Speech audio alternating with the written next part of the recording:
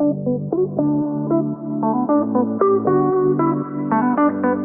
mean, what are the risks and threats that are associated with this? Because there's got to be some. So what are they Yeah, associated with CBRS? Yeah, like any technologies, particularly within the cellular spectrum, right? CBRS is susceptible to things like IMSI catchers or stingray attacks. If you don't know what an IMSI catcher is, an IMSI catcher masquerades as a legitimate cell tower, tricking phones into connecting to them.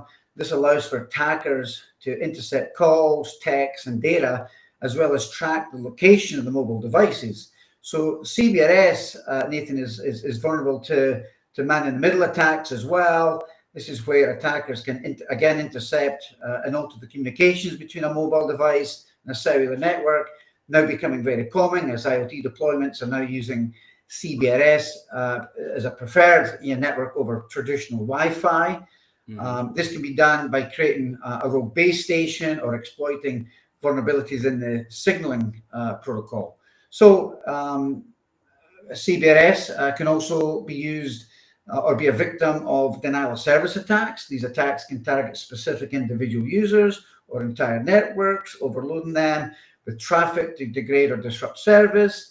In LTE and 5G networks, this could involve the overwhelming of the network's signaling channels. So another area that CBRS is susceptible to is downgrade attacks. This is where attackers might force a device to downgrade from a secure network like 5G to a less secure network like 3G or even 4G, exploiting the weaker encryption and security protocols being used on those. So at the end of the day, there's also protocol exploits in cellular networks, and that will also affect CBRS. These vulnerabilities in the protocol used by LTE and 5G networks can also be exploited to conduct various attacks.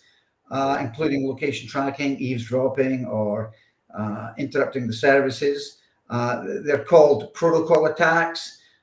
These protocol attacks exploit vulnerabilities in the signaling system used for communication between the devices and the networks, and it basically enables attackers to intercept calls, texts, and data, and so forth. So these are just some of the few attacks that can be had by CBRS, and of course. They all, typically come through fake base stations, typically known as an evil twin attack. This involves setting up the rogue base station to mimic legitimate cell towers, allowing these attackers to come to me before they go into the legitimate tower. So again, it's all about manipulating the call, messaging, and data.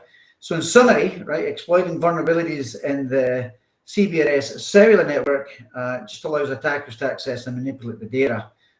Which can lead to privacy and data breaches and so forth. So here, that's some of the issues associated with CBRS and cellular in general.